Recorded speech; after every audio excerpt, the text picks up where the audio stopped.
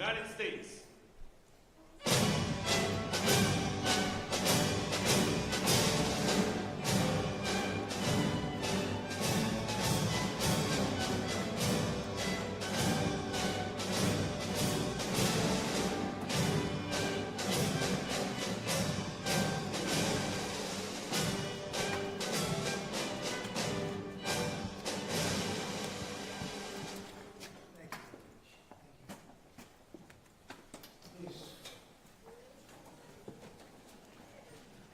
Nice crowd. I even hear a young, beautiful voice in the background, and that's good. That makes us all feel young. I want to thank everybody for being here on the 200th day in office. This is 200 days already. Time flies. But we have a country that's the hottest country right now anywhere in the world. A year ago, it was in a lot of trouble. It's the hottest country. And a lot of the people in this room made it that way. Perhaps the most successful and consequential first 200 days, they say, of an administration in history. So let's hope they keep saying it. There they are right there. I hope they keep saying it. But even more importantly, this is also National Purple Heart Day, and we're here to honor and celebrate the unyielding patriotism and grit and devotion to America's Purple Heart veterans. Is great emotion and great love. The Purple Heart dates back to August 7th, 1782. That's a long time, when General George Washington awarded a heart-shaped purple cloth to 3 soldiers for outstanding gallantry and service in battle. This afternoon, we're joined by dozens of Purple Heart recipients and their families, and just as General Washington did 243 years ago, today we give our everlasting thanks to you and your unbelievable families. We want to thank you very much for being here. So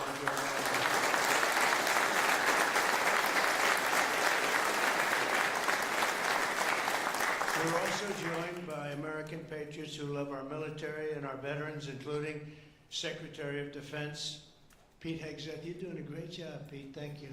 We're working hard together. Secretary of Veterans Affairs with 92% approval rating, I hear. It's a record. Doug Collins, thank you very much, Doug. The Director of National Intelligence, Tulsi Gabbard. She's got a lot of interesting things happening in the last year. Keep it coming, Tulsi, keep it coming. Chairman of the Joint Chiefs of Staff, General Dan Kane, my friend. He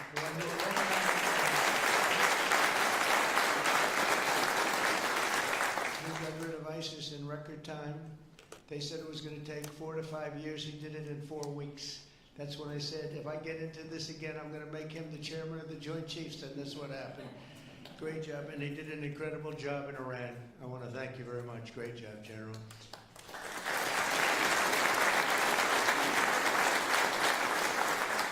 Deputy Secretary of Energy and Purple Heart recipient, James Danley. James, thank you very much, James.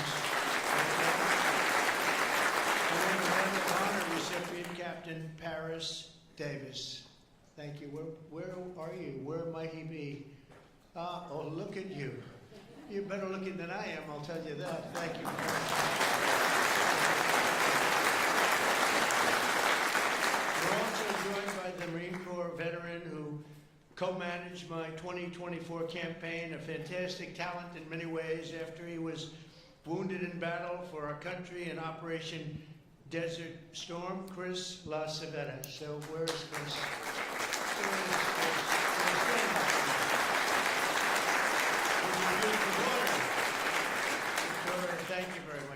Thank you very much for being with your father. It's very nice. Every Purple Heart tells a story of courage, sacrifice, and purpose. It speaks of a price paid for the soldier beside you, the country behind you, and the generations of Americans yet to come. And we have some great generations to follow. It's going to happen. Those who wear this medal ran into bullets, faced ferocious bombs, and shed their blood on the field of battle. We will never forget what they did. We will always use them as an example of bravery and courage and strength. And we will also always think, when we look at them, of our great American flag. We want our great American flag to be strong, and it's stronger than ever. Since day one, my administration has used every power we have to fight for those who have fought for America. In 6 months, we have reduced the backlog of veterans' waitings, and that waiting list was very long, Doug, wasn't it, huh? For the benefits, and it's 37%. So it's just, is that all you did, Doug? 37? I don't know, huh? That's incredible, actually. You're getting tremendous marks, and we appreciate it very much. We processed more than 2 million disability benefit claims this fiscal year, on track for the most ever. In fact, not even close. We're slashing wait times at the VA medical centers, and we're bringing back VA choice and VA accountability. As you know, we had it, and then the previous administration, let's go with the Biden administration, they decided to get rid of it.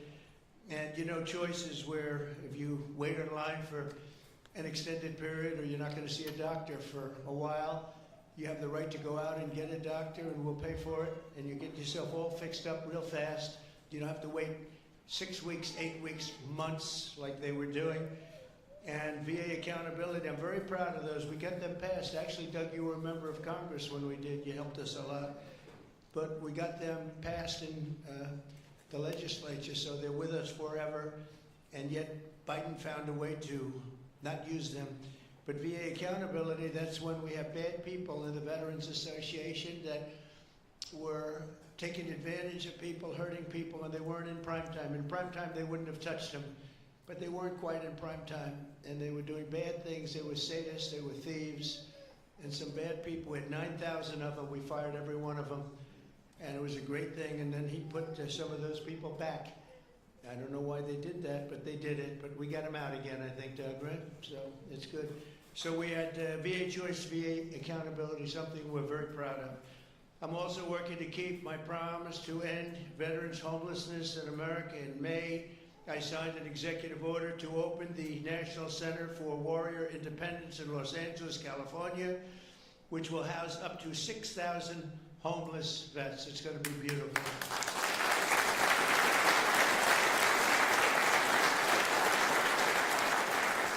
Last week I signed the VA Home Loan Program Reform Act, a big deal to help ensure no veteran is kicked out of their home for a late payment. If you're a little bit late, don't worry about it. And frankly, if you're a lot late, you don't have to worry about it either. You just get it in when you can.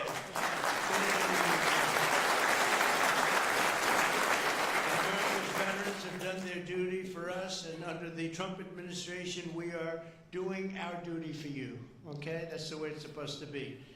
One of our brave soldiers with us today is Army Veteran Specialist Kevin Jensen. In 2008, Specialist Jensen was a gunner in a Humvee racing to support a platoon ambushed by the Taliban in Afghanistan. His vehicle was hit by a roadside bomb, flew 10 feet. He flew 10 feet up into the air and exploded in flames. The whole place was in flames, including, unfortunately, Kevin.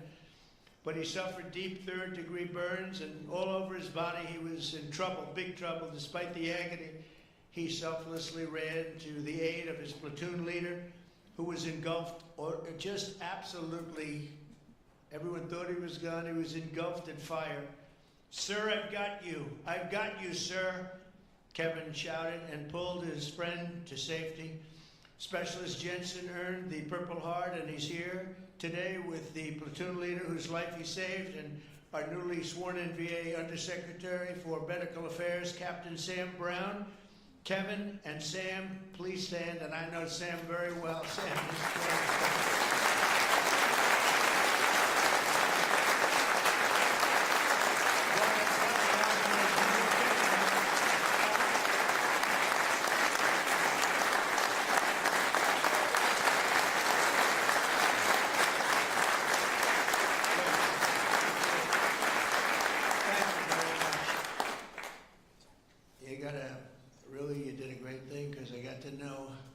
him and his really beautiful wife. You know, you're not allowed to say beautiful anymore. It's political suicide, they say. But I'll say it anyway. And the most beautiful family you've ever seen, and I just want to thank you for having done, and you for your great bravery. It's really great. Thank you both for being here. Appreciate it. Thank you. Also with us is 24-year Army veteran Brian Willett. In 2010, Staff Sergeant Willett was conducting a resupply mission in Afghanistan when his vehicle was struck by a roadside bomb. You know who did the roadside bomb, right? Salamani. Where is he? Where is he? Where is Salamani? He did. He was the father of the roadside bomb. They say 92% of the people who got either killed or badly hurt, it was Salamani. He was the one that did it more than anybody else by far. Leaving this person very seriously injured 7 months later, Brian's teenage son, Private Kevin Willett, who was also deployed to Afghanistan, was standing guard when insurgent forces attacked with heavy fire. The grenade knocked him out and knocked him right to the ground. He was in big trouble, but Kevin rose to his feet and successfully repulsed the attack on his camp, earning both the Purple Heart and Bronze Star for valor. And I'd like to ask Brian and Kevin to please stand wherever you may be. Hi.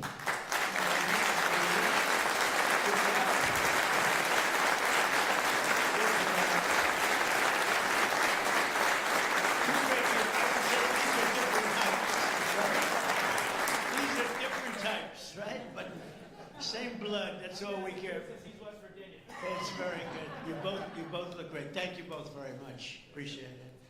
We're also joined by Marine Corps veteran Staff Sergeant Thomas Mateo, wounded 6 times during 2 tours in Vietnam.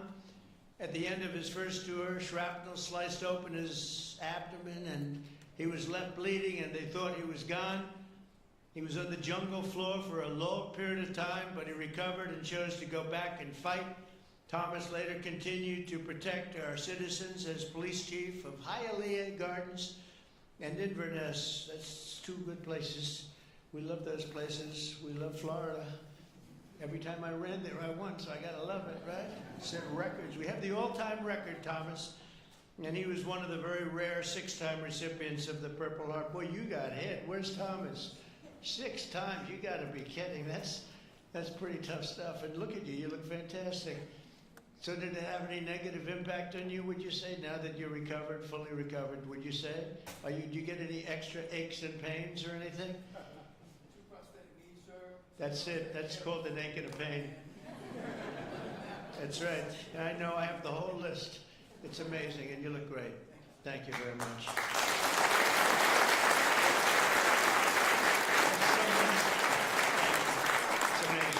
Amazing. Last year, after an assassin tried to take my life in Butler, Pennsylvania, Thomas generously mailed me one of his Purple Hearts. Many of the other veterans showed me the same unbelievable gesture of kindness, including 3-time Purple Heart recipient John Ford and Gerald Enter Jr., who also came along with us and did us a great, great favor. Gerald, John, and Thomas, I want to thank you very mumuch. What a great honor to get those Purple Hearts. I guess in a certain way it wasn't that easy for me either when you think of it, but you went through a lot more than I did, and I appreciate it all very much. Thank you. Thank you. Where are you? Stand up, please. Please. Thank you very much. Thank you very much.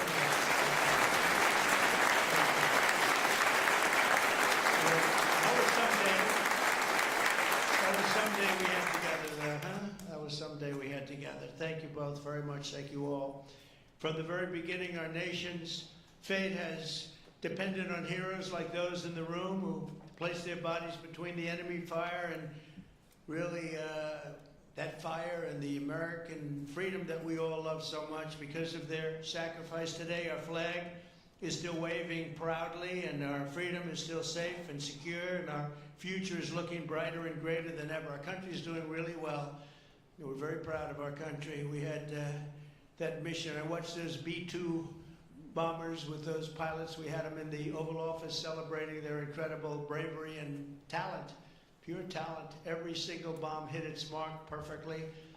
And then we had Tomahawks coming in, 30 of them coming in from submarines that were 300 miles away. They all hit their mark too. Look at his smile on you. You think that that's your boy. Look at his smile.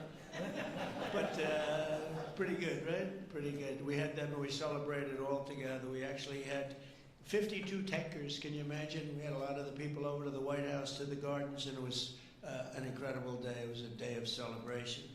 They've been looking to do that for 22 years. One of the pilots came up and said to me, you know, we've been waiting for 22 years, my predecessors, because he was a young guy, but he said, we've been practicing this 3 times a year for 22 years. Who knew that, Pete? And I said, you mean you knew exactly what to do? He said, every single year, 3 times a year, we'd practice for that specific event, and you were the one that had the guts to do it, send us on our way. I said, were you happy or unhappy about the fact that I said, he said, we couldn't get into the planes fast enough, right? I said, well, you guys are different, but they're really talented people and special. We've had some incredible success. But I want to give a very special thanks to all of the Purple Heart recipients that are with us today and all over the country and all over the world, frankly. And I'll now sign the proclamation officially declaring this as National Purple Heart Day. Very special day. Thank you very much, everybody. Thank you.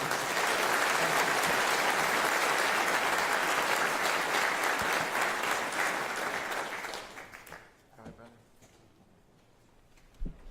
I know who I'm giving this pen to. That guy right there. 6 times.